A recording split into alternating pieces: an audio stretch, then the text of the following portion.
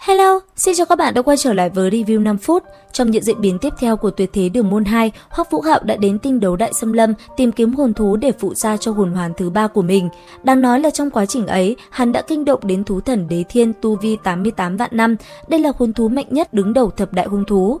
Vậy, sự việc này diễn ra như thế nào? Hoắc Vũ Hạo làm sao để chạy thoát khỏi đại hung thú cường đại ấy? Nếu tò mò thì ngay bây giờ hãy cùng mình tìm hiểu nhé!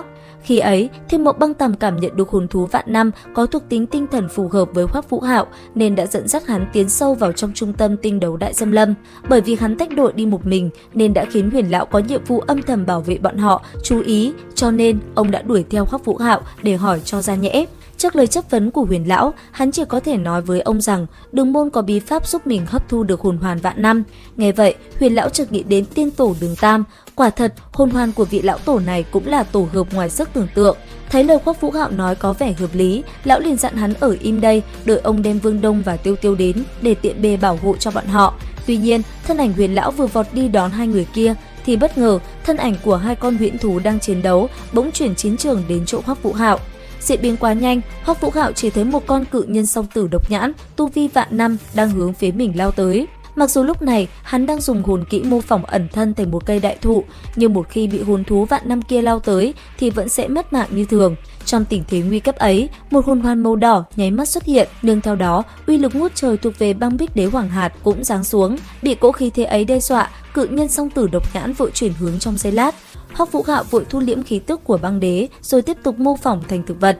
Nhưng tích tắc sau, hắn lần nữa thất kinh khi thấy một vệt sáng đang đuổi theo con cự nhân kia. Theo thông tin mà Thiên Mộc đã cung cấp thì hai con hồn thú này tu vi ngang ngửa nhau. Tuy nhiên, không hiểu sao con hồn thú đang đuổi theo phía sau này lại có thể khiến cho cự nhân song tử độc nhãn kinh hoàng như vậy. Cũng ngay tại khoảnh khắc nhìn thấy hồn thú kia, bên trong tinh thần hải của Hoắc Vũ Hạo vang lên tiếng phẫn nộ của băng đế. Con tầm kia, đây chính là hồn thú phù hợp với Hoắc Vũ Hạo mà ngươi nói ư? Ngươi muốn tất cả chúng ta hôm nay phải bỏ mạng ở đây à? Thiên Mộc Băng Tầm cúi đầu nhỏ giọng đáp, ta chỉ cảm nhận được khí tức của nó thôi, về mặt lý thuyết thì cũng phù hợp mà. Phía đối diện, Băng Bích Hạt gầm lên quát, lý thuyết của ngươi chính là muốn lấy mạng đế hoàng thụy thú ư? Động đến nó, cả tinh đấu Đại Xâm Lâm này sẽ cho chúng ta toàn thây ra khỏi đây chắc. Nghe vậy, Hoắc Vũ Hạo lên tiếng hỏi với lai lịch của hồn thú này thì biết được nó là Tam Nhãn Kim Nghê, thân là thụy thú tượng cổ duy nhất còn sót trên đại lục, được tôn là đế hoàng. Tuy tu vi hơn vạn năm, nhưng thực lực có thể sánh ngang với hồn thú 10 vạn năm. Ngoài ra, nó còn sở hữu song thuộc tính cực trí chi hỏa và cực trí chi quang. Hoắc Vũ Hạo nghe xong, thầm hít một ngụm khí lạnh, cũng may đế hoàng thụy thú chưa phát hiện ra mình. Nhưng mà đúng lúc ấy thì tinh thần hắn lại căng như dây đàn, bởi vì Huyền Lão quay lại không thấy hắn đâu, tưởng đã bị hai con hồn thú kia lấy mạng nên đã phẫn nộ hạ sát cự nhân song tử độc nhãn và chế trụ Tam Nhãn Kim Nghê. Ngay khi thấy đế hoàng thụy thú gặp nguy hiểm, Xích Vương thân là hồn thú bảo vệ đế hoàng đã xuất hiện. Nhưng sau một hồi giao chiến, Xích Vương cũng đã bị Huyền Lão khống chế. Sợ rằng sẽ kinh động đến cả tinh đấu Đại Xâm Lâm, Hoắc Vũ Hạo đã liền phi thân lên cạnh Huyền Lão. Lúc bấy giờ, ông mới cho Xích Vương cơ hội đi kiếm hồn thú khác phù hợp với hắn đem về đây thì ông mới thả đế hoàng thụy thú ra. Trong lúc chờ đợi thì Huyền Lão đã khống chế Tam Nhãn Kim Nghê giúp Hoắc Vũ Hạo tiếp dẫn thuộc tính trên con mắt thứ 3 của mình với nó. Kết quả ngoài mong đợi là sinh linh nhãn của hắn đã tiến hóa thành vận mệnh chi nhãn.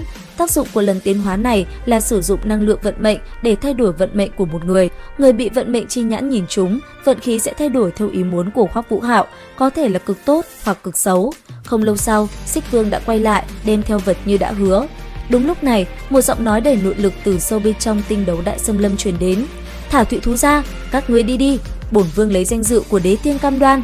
Chuyện hôm nay đến đây là chấm dứt. Nghe thấy cái tên kia, sắc mặt Huyền Lão khẽ biến đổi, còn ba người Hoắc Vũ Hạo thì kinh hãi, không ngờ lần này lại kinh động đến cả Đế Thiên. Nhưng rất may, sau khi nhận lấy hồn thú trên tay Xích Vương và thả Tam Nhãn Kim Nghê ra, thì bốn thầy trò Hoắc Vũ Hạo cũng an toàn trở về học viện. Video đến đây là hết. Xin chào và hẹn gặp lại các bạn.